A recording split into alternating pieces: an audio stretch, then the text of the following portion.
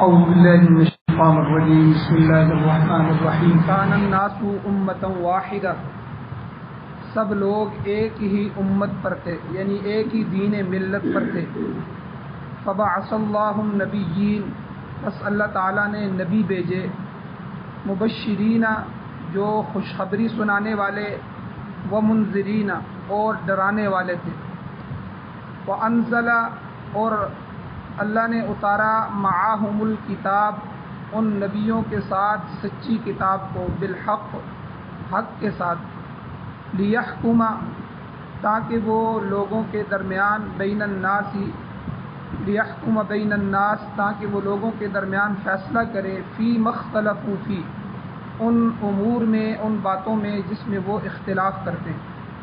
ومختلف فیہ، اور نہیں اختلاف کیا اس میں مگر ان لوگوں نے، الا الذین اوتوہ، جن کو کتاب دی گئی، من بعد ما جاءتہم البینات، بعد اس کے کہ ان کے پاس واضح باتیں آ چکی، بغیم بینہم، اور یہ اختلاف کیا انہوں نے آپس میں سرکشی کرتے ہوئے، ضد اور عناد اور بغض کی وجہ سے۔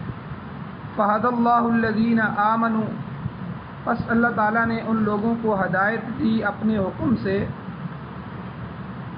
لما اختلفوا فیہ من الحق بإذنہ، جو ایمان لائے اس بات میں جس میں وہ اختلاف کرتے تھے حق سے۔ واللہ یہدی من یشاء الی صراط مستقیم، اور اللہ تعالیٰ ہدایت دیتے ہیں جسے چاہتے ہیں سیدھے راستے کی طرف۔ سورہ بقرہ کی آیت نمبر 213 آج کے درس میں تلاوت ہوئی ہے۔ گزشتہ آیات میں اللہ تعالیٰ نے تنبیہ فرمائی تھی کہ جو شخص نعمت الہی کے حصول کے بعد اس کی تکذیب کرتا ہے، جسے اللہ کی نعمت مل جائے، ملنے کے بعد اس کو جھٹلاتا ہے، تو وہ سزا کا مستحق ہوتا ہے۔ اللہ جل شانہ نے بنی اسرائیل کا بطور مثال کے یہاں ذکر فرمایا کہ ہم نے انہیں بہت سی نعمتوں سے نوازا، مگر اس قوم نے ناشکری کی اور طرح طرح کی مصیبتوں میں گرفتار ہوئی، گویا اللہ تعالیٰ کی ناراضگی کا سبب جو ہے وہ قوم بنی۔ تو گزشتہ درس میں یہ بات بھی بیان ہو چکی کہ فتنے اور فساد کی اصل جڑ حب دنیا ہے، دنیا کی محبت۔ دنیا کی محبت میں گرفتار کفار جو ہیں وہ اہل ایمان سے ٹھٹھا کرتے تھے، ہنستے تھے ان پر اور ان کو حقیر جانتے تھے، حالانکہ کامیابی کا اصل دار و مدار جو ہے وہ مال و دولت پر نہیں ہے بلکہ تقوی اور پرہیزگاری پر۔ اہل تقوی قیامت کے دن اہل دنیا پر برتری حاصل کر لیں، بلکہ حضور علیہ الصلوۃ والسلام نے فرمایا کہ میرے صحابہ میں سے بھی، میرے ایمان والے امتیوں میں سے بھی جو لوگ دنیا دار ہوں گے وہ جو ہے عام غریب لوگوں سے 500 سال بعد جنت میں جائیں گے۔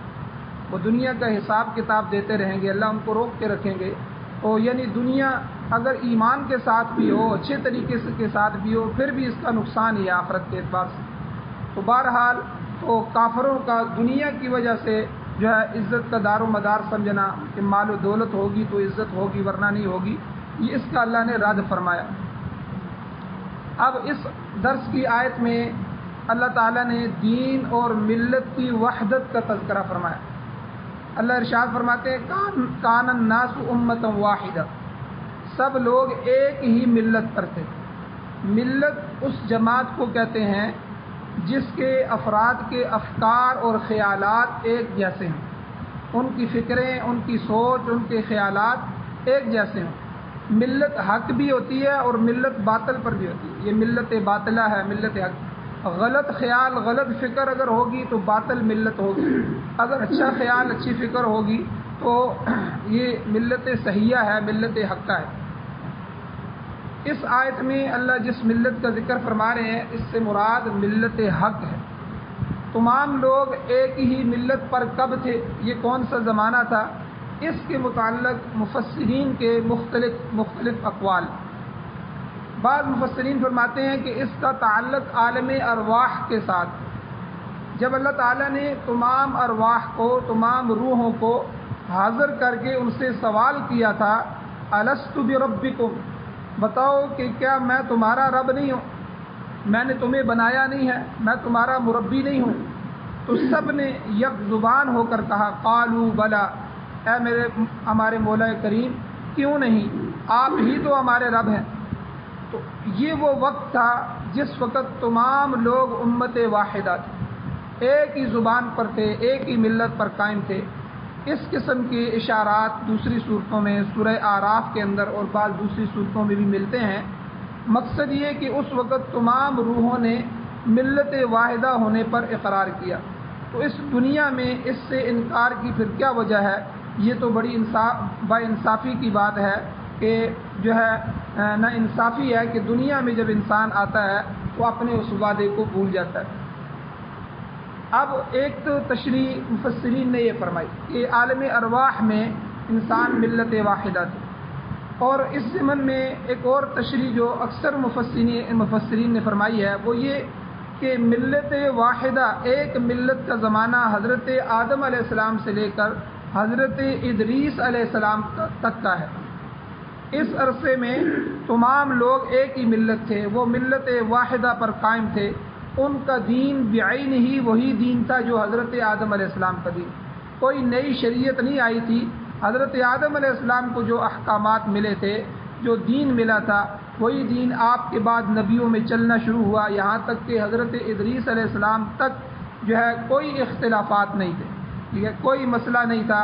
تو ان کے بعد پھر اختلافات شروع ہوئے، اور حضرت نوح علیہ السلام کے زمانے تک ان کا دائرہ کار بہت وسیع ہو گیا، مختلف چیزوں میں لوگوں نے اختلاف شروع کر دیا۔ یہی وجہ ہے کہ آپ کے زمانے میں لوگوں کی وسیع پیمانے پر تطہیر ہوئی۔ حضرت نوح علیہ السلام کے زمانے میں لوگوں کو صاف کیا گیا، اکثریت کو ہلاک کیا گیا۔ نوح علیہ السلام کی قوم پر جب عذاب آیا تو اکثر دنیا کے جتنے بھی لوگ تھے ہلاک ہوئے، صرف گنتی کے وہ افراد بچ گئے جو کشتی میں موجود تھے اور دین حق پر قائم تھے۔ اللہ نے کشتی میں سوار کر کے ان کو بچا دیا، یہاں تک کہ آپ دیکھیں کہ نوح علیہ السلام کی بیوی اور بیٹا تک بھی ان میں شامل نہیں، ان کو بھی ہلاک کیا گیا، چونکہ وہ ملت حقہ سے، ملت صحیحہ سے جدا ہو چکے تھے۔ تو اس لیے چونکہ وہ دین حق سے روگردانی کر چکے تھے، تو کشتی کے ذریعے ہلاکت سے محفوظ جو رہ گئے لوگ، کافی عرصے تک وہ توحید پر قائم رہے، ایمان خالص پر قائم رہے، حتیٰ کہ ایک زمانہ ایسا آیا جب اختلاف نے پھر زور پکڑ لی۔ نوح علیہ السلام کی قوم کے اندر پھر اختلاف ہوا، امت میں غلط عقیدے پیدا ہونے شروع ہو گئے۔ اب کیسے پیدا ہونے شروع ہو گئے کہ نوح علیہ السلام کے قوم کے اندر کئی بزرگ تھے، بڑے اولیاء اللہ تھے، نیک لوگ، جنہوں نے قوم کو ہدایت پر قائم رکھا۔ اب وہ اتنے نیک لوگ تھے جس کا تذکرہ سورہ نوح کے اندر 29ویں سپارے میں آتا ہے، ود، سواع، یغوث، نصر، اور یہ جو 5-6 بزرگ تھے جن کا تذکرہ اللہ نے وہاں کیا، ودًا ولا سواعا ولا یغوث ویعوق ونسرا۔ تو یہ 5 لوگ جو ہیں یہ بڑے اولیاء اللہ میں سے تھے۔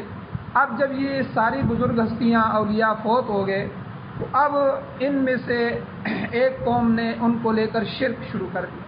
تو شرک کی ابتدا اس طرح ہوئی، ان میں سے آدھے جو لوگ تھے انہوں نے کہا کہ دیکھو یہ ہمارے اچھے لوگ تھے، اولیاء اللہ لوگ تھے، بزرگ ہستیاں تھیں، ہم ان کی مورتیاں اور تصویریں بنائیں گے اور ہم اپنے سامنے رکھ کے عبادت کریں گے۔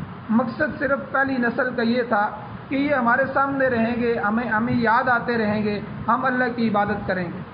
اب چونکہ یہ شرک کی بنیاد تھی، لیکن بظاہر شرک نہیں تھا کیونکہ وہ تو عبادت اللہ کی کر رہے تھے، لیکن اگلی نسل نے یہ سمجھا کہ ہمارے آباء و اجداد تو ان کی پوجا کرتے ہیں، پھر آہستہ آہستہ بت پرستی رواج ہوئی۔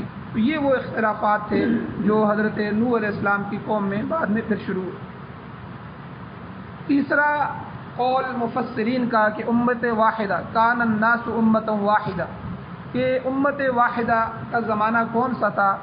تیسرے کو مفسرین اکرام فرماتے ہیں کہ امت واحدہ کا زمانہ حضرت اسماعیل علیہ السلام کے بعد کا زمانہ ہے، حضرت ابراہیم علیہ السلام کے بعد کا زمانہ۔ آپ کے تقریباً 1500 سال تک لوگ حضرت ابراہیم اور حضرت اسماعیل علیہ السلام کے سچے دین پر قائم رہے، یہاں تک کہ حضور علیہ السلام کی بعثت مبارکہ، حضور کے مبعوث ہونے سے تقریباً 450 سال پہلے عمر ابن اللحیٰ، یہ ایک شخص تھا، عمر ابن امیہ بھی اس کو کہتے ہیں، اس نے عربوں میں بت پرستی کو رواج دیا۔ یہ ایک جگہ گیا یمن وغیرہ کی طرف، وہاں اس نے دیکھا کہ لوگ بتوں کو پوج رہے ہیں، تو اس نے وہاں سے جو ہے کچھ بت لیے اور آ کر کعبہ کے قریب پہاڑیوں پر رکھ دیے، اور لوگوں کو کہا دیکھو تم جو ہے اندیکھے خدا کو پوج رہے ہو، کیونکہ میں نے وہاں دیکھا کہ لوگ دیکھ کر خدا کو پوج رہے ہیں، تو یہ تمہارے خدا ہیں۔ تو لوگوں نے نہیں مانا، لیکن آہستہ آہستہ کچھ نے، تو یہاں سے شرک کی ابتدا ہوئی۔ یہ حضور علیہ السلام سے تقریباً 450 سال پہلے۔ پھر یہ بت پرستی چند ان صدیوں میں، 4-5 صدیوں میں اتنی بڑی کہ اس کو اس قدر عروج حاصل ہوا کہ اللہ کا پاک گھر بیت اللہ بھی اس سے محفوظ نہ رہ سکے۔ جب نبی علیہ السلام نے مکہ کو فتح کیا تو اس پاک گھر کو بھی بتوں سے پاک کیا۔ 360 بت وہ تھے جو صرف مکہ کے اندر، کعبہ کے اندر رکھے ہوئے تھے۔ پھر حضور علیہ الصلوۃ والسلام کی حیات مبارکہ میں ہی عرب کا ہر حصہ تقریباً کفر اور شرک کی نجاست سے پاک ہو گیا۔ تو یہ سب تفسیریں جو ہیں یہ ملتی ہیں، مگر زیادہ تر مشہور تفسیر وہ ہے جس میں حضرت آدم علیہ السلام سے لے کر حضرت ادریس علیہ السلام تک کا زمانہ جو بیان کیا جاتا ہے، یہ وہ زمانہ تھا جس میں ساری دنیا کے لوگ ایک ہی ملت پہ تھے، ایک ہی امت تھے۔ اب امت واحدہ کے تذکرے کے بعد اللہ نے فرمایا کان الناس امتا واحدہ کے بعد فبعث اللہ النبیین، اللہ تعالیٰ نے انبیاء کو مبعوث فرمایا۔ اب آیت کے ان دونوں حصوں کو جو ہے اس کا ترجمہ یوں ہوگا کہ تمام لوگ ایک ہی ملت پر تھے، پھر اللہ تعالیٰ نے انبیاء کو مبعوث فرمایا۔ اب یہاں پر ایک اشکال پیدا ہوتا ہے، ایک شک پیدا ہوتا ہے کہ ملت کا دین حق پر کاربند ہونا یہ بعثت کی علت نہیں بن سکتا، یعنی انبیاء کو مبعوث کرنے کا جو علت ہے وہ یہ نہیں ہو سکتا کہ لوگ دین حق پر تھے تو پھر انبیاء آئے۔ تو اس سلسلے میں مفسرین فرماتے ہیں کہ آیت کے ان دونوں جملوں کے درمیان ایک لفظ فاختلفوا محذوف ہے، چھپا ہوا ہے، فاختلفوا، تو اس کو درمیان میں لائیں گے جب تو یہ اشکال دور ہو جائے گا۔ اب پورا جملہ اس طرح ہوگا کہ جس کا ترجمہ ہوگا کہ سب لوگ ایک ہی دین پر تھے، دین حق پر تھے، پھر ان میں اختلاف پیدا ہوا، فاختلفوا، پھر انہوں نے اختلاف کیا تو اللہ تعالیٰ نے جو ہے فبعث اللہ النبیین وقتاً فوقتاً، موقع بموقع، علاقے علاقے کی طرف اور قوموں قوموں کی طرف اللہ نے انبیاء کو مبعوث فرمایا۔ جب لوگ اختلاف کی بنا پر دین سے ہٹ جاتے تھے تو اصل دین کی نشاندہی کے لیے اللہ انبیاء کو بھیجا کرتے تھے۔ وہ لوگوں کو بتاتے تھے کہ تم اصل دین سے ہٹ چکے ہو، یہ غلطیاں تمہارے اندر آ گئی ہیں، اب صحیح راستے پر آ جاؤ، اس کی طرف آ جاؤ۔ اب چونکہ قوم ہٹ چکی ہوتی تھی، بعض لوگ شرک کے اندر اتنے مبتلا ہو چکے ہوتے تھے، وہ کہتے تھے نہیں ہم نے اپنے آباء و اجداد کو اسی طرح کرتے دیکھا ہے، ہم اس طرح کے طرف، پھر وہ نبیوں کے مخالف ہو جاتے تھے، بعض لوگ ایمان لے آتے تھے، تو یعنی یہ سلسلہ چلتا رہا۔ سورہ انبیاء میں اللہ اس کی مزید وضاحت فرماتے ہیں۔ اللہ فرماتے ہیں کہ ان هذه امتکم امۃ واحدہ وانا ربکم، اے گروہ انبیاء، اے انبیاء کے گروہ، تم سب کی ایک ہی جماعت ہو جو سچا دین بتلانے والی ہے، اور میں تم سب کا رب ہوں۔ شب معراج میں جب نبی کریم صلی اللہ علیہ وسلم نے تمام انبیاء سے دریافت کیا، پوچھا کہ آپ کی بعثت کا مقصد کیا ہے، آپ کو کیوں مبعوث کیا گیا، تو سب نے یہی جواب دیا بعثنا بالتوحید، کہ ہمیں توحید کی اشاعت کے لیے بھیجا گیا تاکہ لوگوں کو صراط مستقیم کی طرف رہنمائی کر سکیں، لوگوں کو اللہ سے جوڑ سکیں، اللہ کی وحدانیت کا یقین کرا سکیں، آخرت کی فکر، قیامت کی فکر، محشر کی فکر لوگوں کو دلا سکیں۔ تو فرمایا ان تمام انبیاء کی ایک صفت کیا ہے، ان جتنے نبیوں کو بھیجا گیا اللہ نے ان کو 2 صفتیں عطا فرمائیں، جتنے بھی نبی آئے۔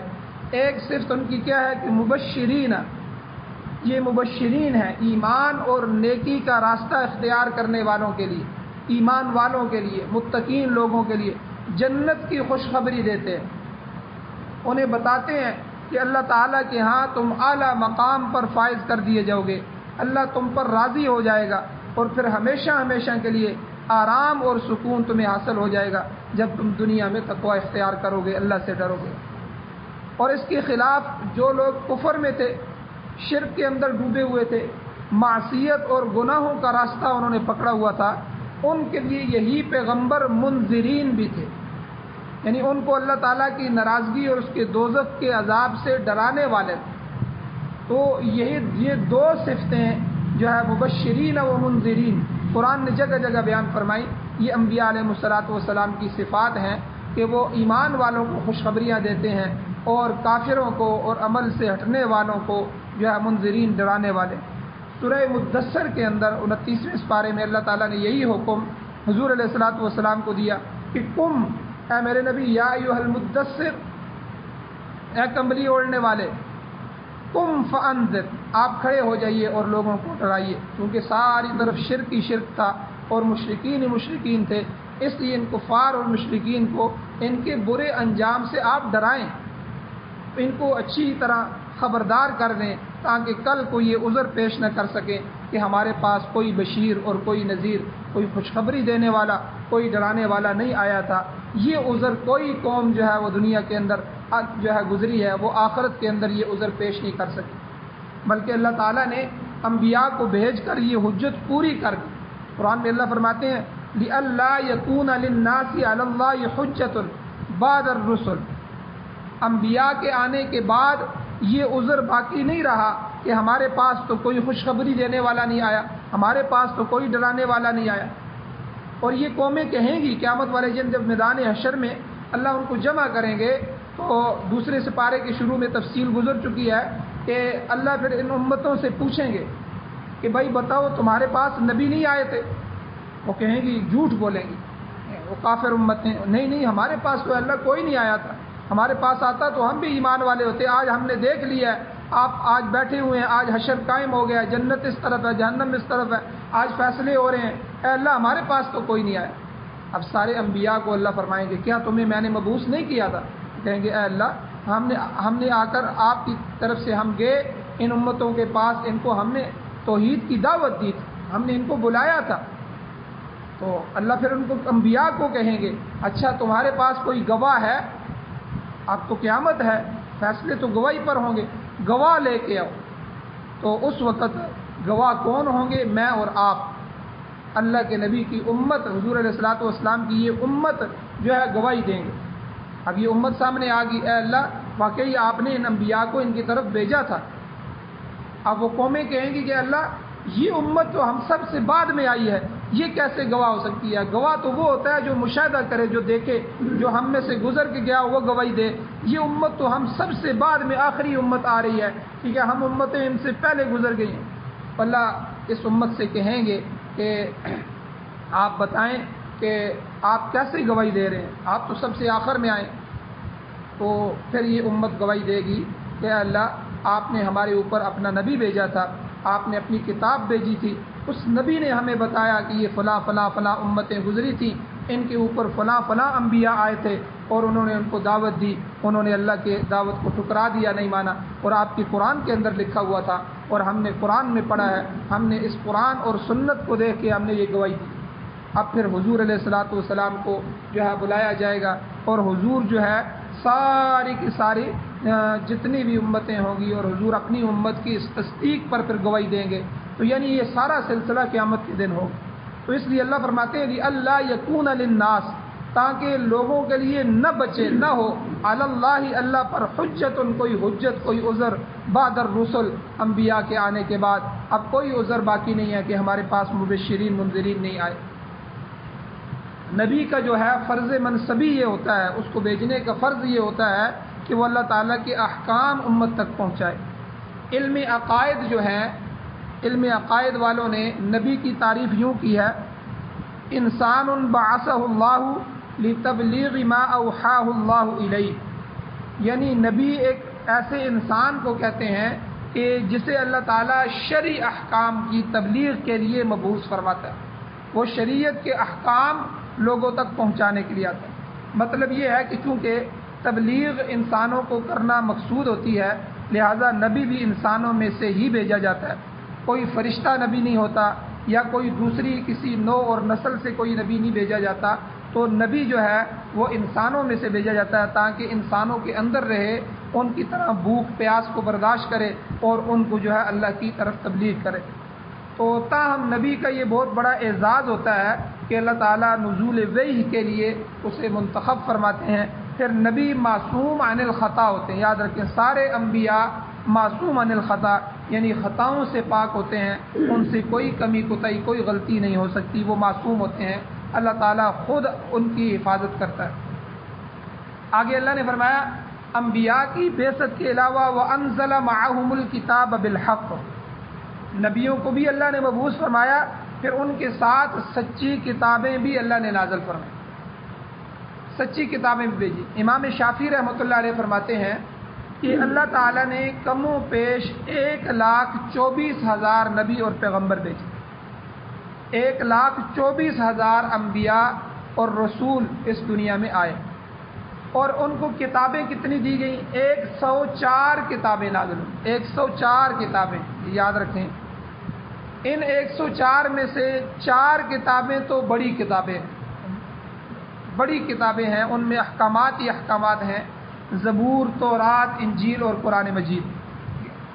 یہ 4 بڑی کتابیں اور 100 چھوٹے چھوٹے صحیفے ہیں. یہ 100 جو باقی بچ گئے ہیں یہ چھوٹے چھوٹے صحیفے ہیں، چند صفوں والے، اور چند جو ہے ان میں چیزیں تھیں، چند احکامات تھے جو وقت کے پیغمبروں پر مختلف انبیاء پر نازل ہوئے. تاہم تمام کتب سماویہ جو ہیں، جتنی بھی آسمانی کتابیں ہیں، ان کا موضوع ایک ہی تھا، یعنی سچے دین کی تبلیغ کرنا، لوگوں کو ان کی غلطیوں پر آگاہ کرنا. جیسے اللہ تعالیٰ نے حضرت موسیٰ علیہ السلام پر تورات اتاری، اور پھر آپ کے پیچھے آنے والے کئی ہزار پیغمبر اس کی اتباع کرتے رہے، اسی کی تبلیغ کرتے رہے. انبیاء کے ساتھ ساتھ کتابوں کی نزول کی وجہ یہ بھی ہے کہ نبی تو انسان ہوتا ہے جسے دوام حاصل نہیں ہوتا، ہمیشہ تو نبی نے رہنا نہیں ہے. لہذا جب نبی اپنا کام ختم کر کے اس دنیا سے رخصت ہو جاتا ہے تو اس کے بعد اس کی لائی ہوئی کتاب آنے والی نسلوں کی رہنمائی کرتی رہتی ہے. نبی کا لایا ہوا علم اور اس کی شریعت کتاب کی صورت میں موجود رہتا ہے. کتاب اس لیے ضرورت ہے کہ نبی تو چلا جائے گا لیکن کتاب موجود رہے گی. اب آنے والے انبیاء اسی کتاب کو لے کر چلتے رہے، اسی شریعت کو آگے پہنچاتے رہے. فرمایا اللہ نے انبیاء کے ساتھ کتابیں نازل کرنے کا مقصد کیا ہے؟ لِيَحْكُمَ بَيْنَ النَّاسِ فِي مَا اخْتَلَفُوا فِيهِ. کتابیں کیوں اتری ہیں؟ تاکہ لوگوں کے درمیان اس بات کا فیصلہ کریں جس میں لوگ اختلاف کرتے ہیں. جتنی بھی آسمانی کتابیں ہیں انہی کی طرح قرآن پاک کے نازل ہونے کا بھی مقصد یہی ہے کہ لِيَحْكُمَ بَيْنَ النَّاسِ بِمَا أَرَاكَ اللَّهُ. اللہ نے فرمایا کہ جو چیز اللہ نے آپ کو سمجھائی ہے، آپ کو بتائی ہے، آپ اس کے مطابق فیصلہ کریں. حضور کو فرمایا گویا نبی کتاب کے ذریعے، اللہ کے وحی کے ذریعے وہ فیصلہ کرنے والا ہوتا ہے. آگے اللہ نے اس کی وضاحت فرمائی ہے کہ اہل کتاب میں جو اختلاف ہوا ہے یہ اختلاف کسی غلط فہمی کی وجہ سے نہیں ہوا، بلکہ یہ احکام الہی سے بغاوت اور سرکشی کی وجہ سے ہوا. اللہ ارشاد فرماتے ہیں وَمَا اخْتَلَفَ فِيهِ، انہوں نے ان احکامات میں اختلاف نہیں کیا إِلَّا الَّذِينَ أُوتُوهُ، مگر ان لوگوں نے اختلاف کیا جن کو کتاب دی گئی، اہل کتاب نے، یہود اور نصارہ نے. لیکن اختلاف کب کیا؟ من بعد ما جاءتهم البینات، ان کے پاس واضح نشانات آ چکے تھے، ان کے پاس دلائل اور معجزات اللہ نے دے دیے. اب یہ سارا اختلاف کیا کیوں؟ بغیم بینہم، اللہ نے فرمایا بغیم بینہم، آپس میں سرکشی کرتے ہوئے وہ اختلاف پر آمادہ ہوئے، اور اس کی وجہ ان کی خود غرضی تھی اور ان کا حسد تھا، ان کی ضد تھا، جیسا کہ یہود کے متعلق پہلے بھی آ چکا ہے. اللہ نے فرمایا یعرفونہ کما یعرفون ابناءہم، اے میرے محبوب یہ لوگ آپ کو اس طرح پہچانتے ہیں جس طرح اپنی اولادوں کو پہچانتے ہیں. اب ایک آدمی نبی کا انتظار بھی کر رہا ہو اور لوگوں کو بتا بھی رہا ہو کہ نبی آخر الزمان آنے والے ہیں، نبی آخر الزمان آنے والے ہیں، آخری نبی تشریف لانے والے ہیں، پھر اچانک نبی بھی آ جائیں اور وہ نبی کو پہچان بھی لے، اور پہچان بھی ایسے لے کہ جیسے اپنی اولاد کو پہچانتا ہے، اس میں بھول نہیں کھاتا، تو پھر بھی وہ ایمان نہ لائے تو اس میں کیا وجہ ہو سکتی ہے؟ صرف ضد اور تعصب ہو سکتا ہے.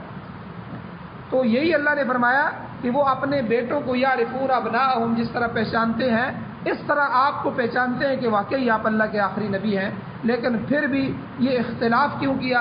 آگے اللہ نے فرمایا حسدا من عند انفسہم، محض ان کو ضد تھی، حسد تھا کہ ہم تو انتظار کر رہے تھے کہ بنو اسحاق میں، ہماری لڑی میں یہ آخری نبی آئیں گے، یہ تو بنو اسماعیل میں آ گئے.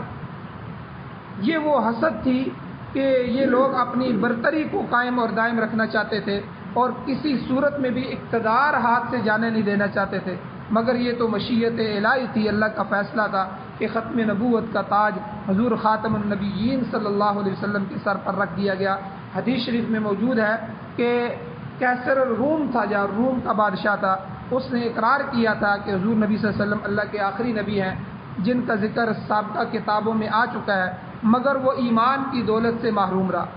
اب دیکھیں، اس نے جب حضور کی دعوت اس کو پہنچی کیسر الروم کو، اس نے وہاں جو ابو سفیان وغیرہ جو عرب تھے ان سے پوچھنے کے بعد، سوال جواب کرنے کے بعد اس نے اس کا اقرار کیا کہ واقعی یہ آخری نبی ہے، آخری نبی کی یہ نشانیاں ہیں جو تم بیان کر رہے اور ہماری کتابوں میں لکھا ہوا ہے۔ اب پھسر شروع ہوئی اس کی کابینہ میں، وہ سمجھ گیا کہ لوگ تو جو ہے ابھی اختلاف کریں گے، میں تو ایمان جو ہے بادشاہ سے ہاتھ دھو گو، میں تو بادشاہ ختم ہو جاؤں گا، میری مطلق العنانی جو ہے یہ ختم ہو جائے گی۔ اب اس نے کہا، قوم کی طرف متوجہ ہوا، میں تو صرف تمہیں چیک کرنا چاہتا تھا کہ قوم جو ہے وہ کیا اپنے مذہب سے پھر جائے گی، تم نہیں پھرے ہو تو بس میں بھی پھرا ہوا نہیں ہوں، بس وہ اس نے ایمان نہیں لایا۔ اس کے ایمان لانے کی وجہ سے جو وہ کفر پر اڑا رہا، اس کا جو ہے وہ صرف اور صرف خود غرضی تھی کہ میں جو بادشاہ ہوں میری بادشاہت ختم ہو جائے گی۔ تو اگرچہ بعض اوقات غلط فہمی کی وجہ سے بھی آدمی جو ہے وہ کفر پر اڑ جاتا ہے، مگر یہ شاذ و نادر ہوتا ہے۔ اصل وجہ اختلاف ہوئی ہے جس کی اللہ نے یہاں نشاندہی فرمائی، اور یہود و نصارہ کی واضح مثالیں اس میں موجود ہیں کہ حضور کو پہچاننے کے باوجود صرف ضد اور تعصب کی وجہ سے اسلام قبول نہیں کرنا۔ اب آگے اللہ فرماتے ہیں کفر، شرک، بغض، حسد اور حب مال، حب جاہ، یہ سارے کے سارے اندھیرے ہیں۔ ان اندھیروں میں کہیں کہیں شمع ہدایت بھی نظر آ جاتی ہے، اور یہ مالک الملک کا خاص کرم ہوتا ہے۔ اللہ فرماتے ہیں فَهَدَى اللَّهُ الَّذِينَ آمَنُوا لِمَا اخْتَلَفُوا فِيهِ مِنَ الْحَقِّ بِإِذْنِهِ، پس اللہ تعالیٰ نے اہل ایمان کو اپنے حکم سے حق سے مختلف فی امور میں ہدایت دی۔ اہل ایمان جو تھے حق کے اندر جو انہوں نے اختلاف کیا، ان مختلف فی امور کے اندر اللہ نے ان کو ہدایت بخشی۔ اختلافی معاملات میں ہدایت کی تلاش حضور نبی کریم صلی اللہ علیہ وسلم کا ہمیشہ قرۂ امتیاز رہا ہے۔ ہم دیکھتے ہیں کہ حضور صلی اللہ علیہ وسلم نوافل کے دوران سجدے کی حالت میں جو دعا فرماتے تھے، وہ دعا کیا تھی؟ اللہم فاطر السماوات والارض، اے خالق ارض و سما، اے زمین و آسمان کے پیدا کرنے والے، عالم الغیب والشہادہ، اے عالم ظاہر و باطن، اے ظاہر اور باطن کے جاننے والے، اس کا علم رکھنے والے، انت تحکم بین عبادک فیما کانوا فیہ یختلفون، بے شک تو ہی مختلف فی امور میں اپنے بندوں کے درمیان فیصلہ کرنے والی ذات ہے۔ اہدنی لما اختلف فیہ من الحق باذنک، اے اللہ اپنے حکم سے میری رہنمائی فرما ان حق سے اختلافی معاملات میں۔ یہ حضور دعا فرمایا کرتے تھے، اہدنی لما اختلف فیہ من الحق باذنک انک تہدی من تشاء الی صراط مستقیم، بے شک تو راہ راست کی طرف رہنمائی کرتا ہے جسے تو چاہتا ہے، یعنی ہدایت تو دینے والا ہے جسے تو چاہتا ہے۔ تو یہ دعا بھی حضور فرمایا کرتے تھے۔ ایک دعا اور بھی ہے جس کے الفاظ جو ہے منقول ہیں، مشہور دعا ہے جو ہم پڑھتے ہیں، اللہم ارنا الحق حقا، اے اللہ ہمیں حق بات سچ کر کے دکھا دے، یعنی سچ کر کے دکھا، وہ اور ورزقنا اتباع، اے اللہ پھر اس کی اتباع بھی ہمیں نصیب فرما۔ سچ اور حق پہلے ہمیں حق سمجھا دے، جب حق نظر آ جائے پھر اس کی اتباع بھی نصیب فرما۔ والباطل وارنا الباطل باطلا، اور اے اللہ ہمیں باطل کو باطل کی صورت میں دکھا۔ یہ حضور کی دعا ہوتی تھی، یعنی باطل ہمیں باطل ہی نظر آئے۔ ورزقنا اجتنابا، اور پھر ہمیں اس سے اجتناب کرنے کی، بچنے کی بھی توفیق نصیب فرما۔ ولا تجعلہ ملتبسا، اے اللہ خلط ملط کر کے نہ بنا کہ کہیں ہمارے لیے حق اور باطل کی تمیز ہی نہ اٹھ جائے اور خلط ملط ہو جائے۔ تو شیخ الہند رحمۃ اللہ علیہ نے یہاں بڑا عجیب نوٹ لکھا ہے۔ وہ فرماتے ہیں کہ حضرت آدم علیہ السلام کے بعد ایک مدت تک ایک ہی سچا دین یعنی دین توحید قائم رہا، اس کے بعد لوگوں نے اس میں اختلاف کیا تو اللہ تعالیٰ نے انبیاء علیہ السلام کو بھیجا جو اہل ایمان کو اطاعت اور ثواب کی بشارت دیتے تھے اور اہل کفر اور باطل کو عذاب سے ڈراتے تھے۔ ان انبیاء کے ساتھ سچی کتاب بھی نازل فرمائی تاکہ لوگوں کے درمیان پیدا ہونے والے جو نزاع تھا، جو اختلاف تھا، وہ دور ہو سکے۔ اہل کتاب یہود و نصارہ نے صرف ضد اور حسد کی وجہ سے اختلاف کیا، حالانکہ وہ اچھی طرح سمجھ سکتے تھے کہ پھر اللہ تعالیٰ نے اپنے فضل سے اہل حق کی رہنمائی فرمائی، صحابہ کی رہنمائی فرمائی، انہیں گمراہی اور اختلاف سے بچا لیا، جیسا کہ آپ کی امت کو عقیدے اور عمل میں امر حق کی اللہ نے تعلیم فرمائی، اور اہل کتاب جیسے جو ہے افراط اور تفریط سے اللہ نے محفوظ رکھا۔ آپ فرماتے ہیں کہ اس آیت مبارکہ سے دو باتیں معلوم ہوئیں۔ حضرت شیخ الہند رحمۃ اللہ علیہ فرماتے ہیں دو باتیں معلوم۔ پہلی بات یہ ہے کہ اللہ تعالیٰ نے جو متعدد نبی اور کتابیں بھیجی ہیں، ان کا مقصد لوگوں کو ہر نبی کے علیحدہ علیحدہ فرقہ میں تبدیل کرنا نہیں تھا، بلکہ ایک ہی راستے کی طرف رہنمائی جو ہے کرنا مقصود رہا ہے۔ جب لوگ اصل دین کو چھوڑ کر گمراہی کی طرف راغب ہوتے تو اللہ تعالیٰ ایک اور نبی کو ایک اور کتاب کے ساتھ بھیج کر اصل راستے کی پہچان کرا دیتا، تاکہ لوگ اسی صراط مستقیم کی طرف لوٹ آئیں۔ اس کی مثال آپ اس طرح بیان کرتے ہیں کہ جیسے انسانی جسم ہوتا ہے، جسم کے لیے صحت جو ہے یہ ایک ضروری چیز ہے، صحت، مگر بیماریاں بہت ساری ہیں۔ صحت ایک ہے، بیماریاں بہت۔ جب کسی انسان کے جسم میں کوئی ایک بیماری پیدا ہوتی ہے تو ڈاکٹر اس بیماری کے مطابق دوائی دیتا ہے اور پرہیز تجویز کرتا ہے کہ اس سے پرہیز کرو۔ پھر دوسرا مرض پیدا ہو جاتا ہے تو اس کے مطابق دوسرا علاج اور پرہیز ہوتا ہے۔ یہی حال امتوں کا ہے۔ جب کسی قوم میں کوئی روحانی بیماری پیدا ہوئی، شعیب علیہ السلام کی قوم میں ناپ تول میں کمی پیدا ہو، ہر بندہ ہی ناپ تول میں کمی کر رہا تھا، اور لوط علیہ السلام کی قوم میں لواطت کی بیماری پیدا ہو گئی۔ اسی طرح جس امت میں کوئی روحانی بیماری پیدا ہوئی، اللہ تعالیٰ نے پیغمبر بھیجا، کتاب بھیجی، اس بیماری کا علاج کیا، انہیں پرہیز بتائی۔ پھر دوسری بیماری پیدا ہوئی تو اس کے حسب حال دوسرا نبی آیا، کتاب آئی، پھر آخر میں نبی آخر الزمان صلی اللہ علیہ وسلم ہمارے نبی اور آخری کتاب قرآن مجید اللہ نے بھیجی، اور تمام روحانی بیماریوں کا شافی علاج اللہ نے کر دیا، تاکہ لوگ قیامت تک پیدا ہونے والی جو روحانی بیماریاں ہیں ان سے محفوظ رہ سکیں۔ قرآن و سنت کو جو لے کر چلے گا، اسی لیے حضور علیہ الصلوۃ والسلام نے فرمایا میں تمہارے درمیان دو چیزوں کو چھوڑ کے جا رہا ہوں، ایک جو ہے قرآن مجید اور ایک میری سنت، میرے صحابہ، میرے اہل بیت، کہ اگر تم ان کو پکڑ کے رکھو گے، ان کے نقش قدم پر چلو گے تو کبھی بھی گمراہ نہیں ہوگے، کبھی بھی ہلاک نہیں ہوگے۔ آخری بات کہ حضرت شیخ الہند فرماتے ہیں اس آیت سے دوسری بات یہ معلوم ہوئی کہ اہل حق کو صبر کا دامن نہیں چھوڑنا چاہیے۔ یہ سنت اللہ ابتدا سے جاری رہی ہے کہ ہر نبی اور ہر کتاب جو آسمانی آئی ہے اس کی مخالفت بڑے لوگوں نے کی ہے، مالدار لوگوں نے، کیونکہ حق کو تسلیم کر لینے کی زد ان کی جو ہے انہی کے اقتدا پر پڑتی ہے۔ یعنی نبی اور کتاب اللہ کی مخالفت ہمیشہ انہی لوگوں کا شیوا رہا ہے، لہذا اہل ایمان کو تسلی۔ آپ دیکھیں ہمارے جو حکمران ہیں، میں آج کی بات کرتا ہوں، ہمارے حکمران اسلام کو کیوں نہیں لاتے؟ کیا وہ مسلمان نہیں ہیں؟ کیا وہ کلمہ گو نہیں ہیں؟ کیا ان کو پتہ نہیں ہے کہ حضور ہمارے آخری نبی ہے؟ صرف ان کو یہ پتہ ہے کہ اگر اسلام آ گیا تو ہماری یہ موج مستیاں ختم ہو جائیں گی، ہماری عیاشیاں فحاشیاں ختم ہو جائیں گی، ہمارا شراب زنا ختم ہو جائے گا، ہمارا یہ ملک قوم کو لوٹنا یہ ختم ہو جائے گا، اربوں خربوں روپے کی کرپشن ختم ہو جائے گی۔ پھر اگر اسلام آ گیا تو اسلام تو چور کا ہاتھ کاٹتا ہے، ہمارے اوپر یہ چوریاں ثابت ہو گئیں تو ہمارا ہاتھ کاٹا جائے گا۔ اسلام تو زانی کو سنسار کرتا ہے، ہماری تو عیاشیاں سامنے آ گئیں، ہمیں تو پتھر مار مار کے مار دیا جائے۔ یعنی یہی وجہ تھی۔ تو یہاں حضرت شیخ الہند فرماتے ہیں کہ دوسری بات اس آیت سے یہ معلوم ہوئی کہ جو اہل حق ہیں ان کو صبر کرنا ہوگا، ان کو یہ بات معلوم ہونی چاہیے کہ نبی کی مخالفت اور کتاب کی مخالفت اس قوم کے بڑے لوگوں نے کی۔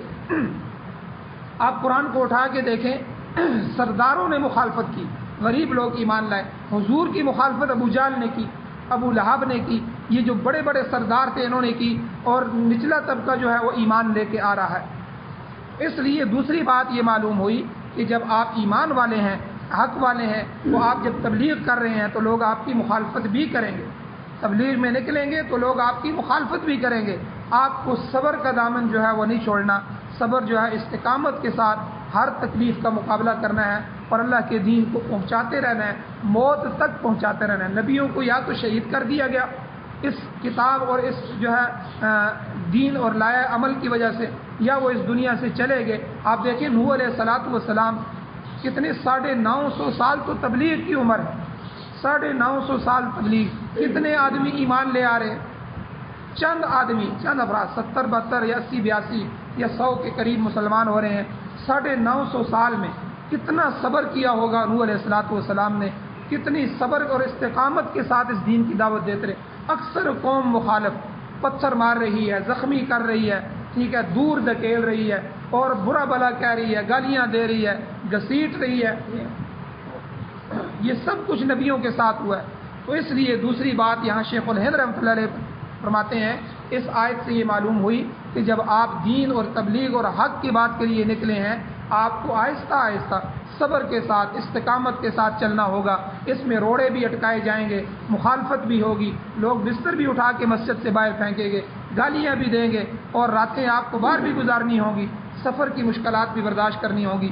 یہ سارا کا سارا جو ہے دین حق کے تبلیغ اور دعوت کے اندر آئے گا، تم نے استقامت کے ساتھ چلنا ہے۔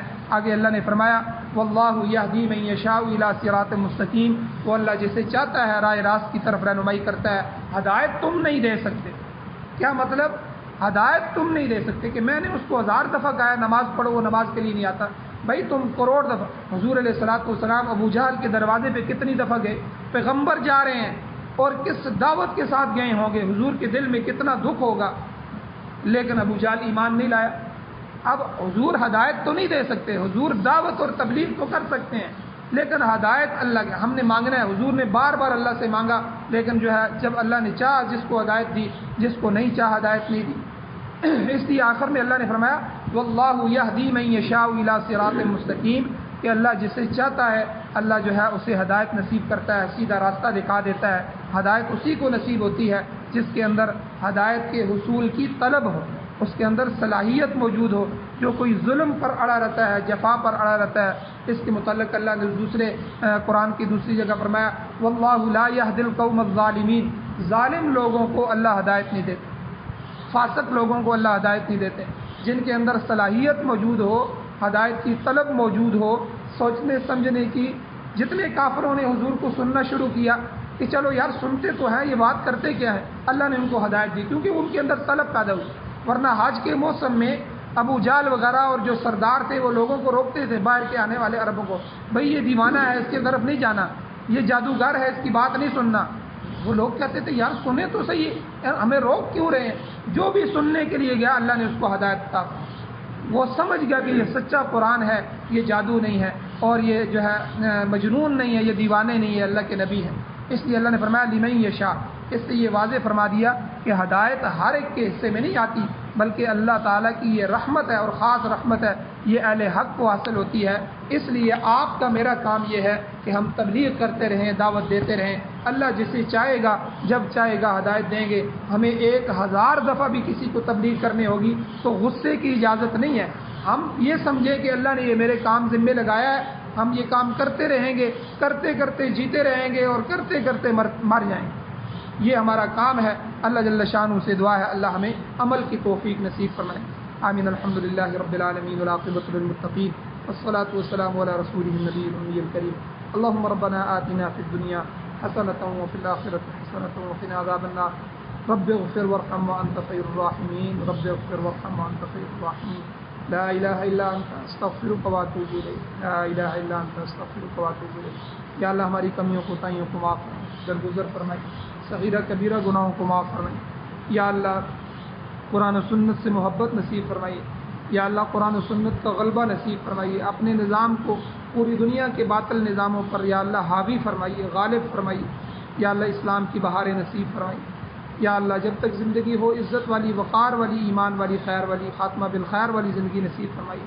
یا اللہ جب موت آئے تو یا اللہ سعادت والی، شہادت والی موت نصیب فرمائیے۔ صلی اللہ تعالیٰ علی خیر خلقہ محمد وآلہ وصحبہ اجمعین برحمتک یا